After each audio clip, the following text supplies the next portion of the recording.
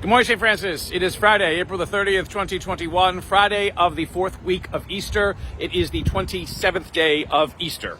Coming to you this morning from the Franciscan School playground here on the side of the field, the great field, our soccer, our baseball, our lacrosse field behind me. But this great playground that we have here for TFS. In the back, one of our newest additions from Cunningham Recreation, a white climby thing. A lot of fun to go on. Game Time has supplied a lot of the equipment that we have around here in this playground. A beautiful day, a beautiful morning here in Carolina. On this Friday of the fourth week of Easter, Acts of the Apostles continues Paul's proclamation to the people of that Jesus' coming was foretold by the prophets, and that everything that happened to him had to happen in fulfillment of God's design, so that through his resurrection we may have life again and have it to its fullest. It's all a part of God's design. Again, it's nothing new, it's nothing novel. Paul tries to impress again and again on his listeners, on his hearers, so they come to belief and they come to understanding that God's promises are not empty and void and vacant, that they are fulfilled in time, fulfilled perhaps after a long period of time, but fulfilled nonetheless. God keeps God's promises. In the gospel, we continue again with Jesus at the Last Supper in John's Gospel. Here he talks about having spaces for everyone and anyone, that his Father's house has many rooms, and that Jesus will come to bring us, to his Father's house and make us, a part of his life forever. Again, what is often said in Easter is truer than anything else. What is always said in Easter, it is truer than anything else that we could ever come up with, that we could ever conceive, that we've ever taught, that we ever think about is possible with God otherwise. Easter is the source of our truth. Easter is the source of our foundation of our faith. Easter is the source of everything that we are as believers in this world. It is not just a blip on the screen.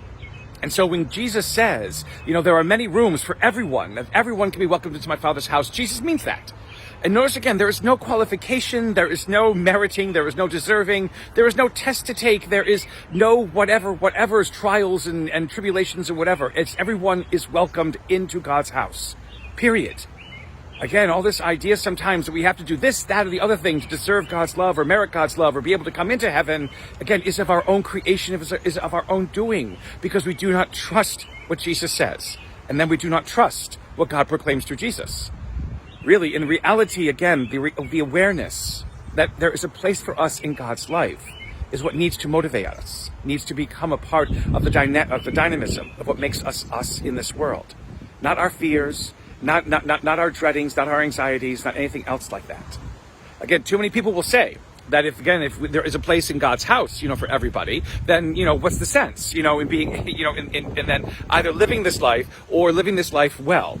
Should we just sin left and right because there's a place for us in God's house? Well, no, because that is immature, ridiculous, and stupid. Again, if we truly believe that there's a place for us in God's life, then that changes everything. And that causes us not to want to have to sin, not to want to have us be broken, not to want to have us make mistakes, or if we are broken or make mistakes, we take them as ways to learn from, to grow, to become the people that God knows that we can be, that God created us to be. It's not about us fighting against God all the time, trying to one-up God, whether it be through things that we can achieve or through the sins and the brokenness we can commit. That is ridiculous and absurd, and it binds us into a corner from which there is no escape. There are rooms for us in God's house. There's a place for us in God's life. That reality should change everything that we are and everything that we do, so that everything is bent on goodness, on hope, on wonder, on love, on forgiveness. The truth of being a part of God's life leads to that, not an abuse and manipulation of God's love for us.